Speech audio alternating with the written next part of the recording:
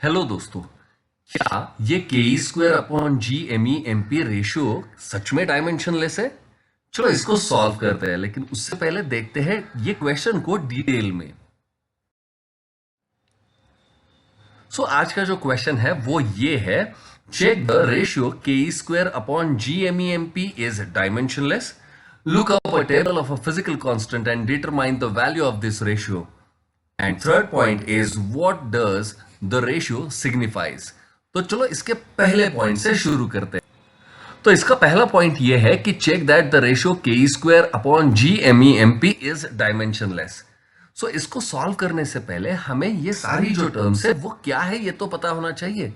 ठीक है, तो इसमें जो k है वो k है इलेक्ट्रोस्टैटिक कांस्टेंट, जिसकी वैल्यू होती है 9 इंटू 10⁻⁹ न्यूटन मीटर स्क्वायर पर coulomb square. E is charge on electron and proton, जो कि होता है 1.6 इंटू 10⁻⁻19 कूलम। ध्यान रखना, हम यहाँ पे साइन की बात नहीं कर रहे हैं, हम सिर्फ मैग्नीट्यूड की बात कर रहे हैं। G होता है universal gravitational constant which is equal to 6.67 into 10⁻11 newton metre square per KG square. Me मतलब मास ऑफ इलेक्ट्रॉन, जो कि होता है 9.1 इंटू 10⁻31 केजी। एंड दूसरा है Mp which is mass of proton which is 1.6 into 10⁻27 KG. तो ये सारे कंपोनेंट्स हमें पता चल गए। अब चलिए देखते हैं कि ये रेशियो सच में डायमेंशनलेस है भी या नहीं। क्या आपको इस रेशियो को देख के कुछ याद आया? Coulomb's law, that's right. Coulomb's law क्या कहता है? कूलोम्स लॉ ये कहता है कि electrostatic force between two charges is equal to K into Q1 Q2 upon R square, जहां पे Q1 और Q2 जो है, ये Q1 और Q2, वेट अ सेकेंड। यहां पे ये Q1 और Q2 जो है वो है टू चार्जेस, फाइन। लेकिन हम तो यहां पे बात कर रहे हैं इलेक्ट्रॉन्स एंड प्रोटॉन की। तो ये जो फॉर्मूला है ये हो जाएगा electrostatic force of attraction between electron and proton is equal to K into E upon R square. मतलब F E is equal to K square upon R square. लेकिन हमें तो के स्क्वायर के बारे में बोला गया था, तो के स्क्वायर की वैल्यू क्या हो जाएगी? के स्क्वायर की वैल्यू हो जाएगी F E into R square. ठीक है, ये पहला पार्ट तो हो गया। अब दूसरा पार्ट जो डिनोमिनेटर में था, that is G into M E M P, ये क्या है? ये आता है न्यूटन्स लॉ ऑफ ग्रेविटेशन से। तो चलो उसको देखते हैं। ये न्यूटन्स लॉ ऑफ ग्रेविटेशन क्या कहता है? न्यूटन्स लॉ ऑफ ग्रेविटेशन कहता है gravitational force between two object और two masses is equal to G into M1 M2 upon R square, where M1 and M2 are the masses of two object.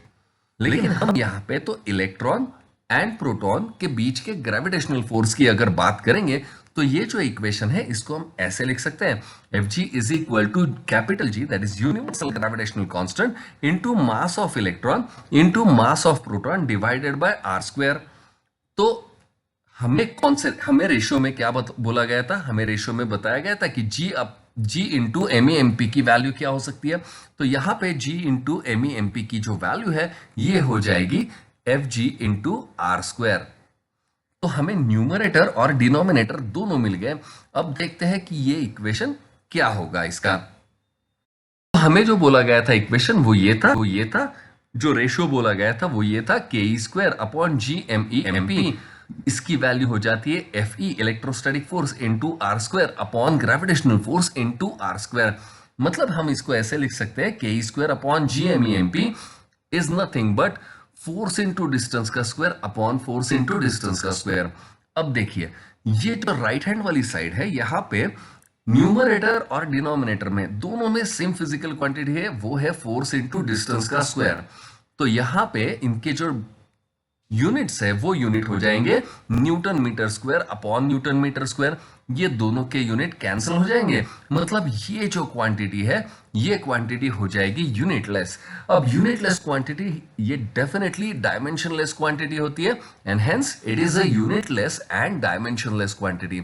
So K square upon G M E M P ये definitely एक dimensionless quantity है।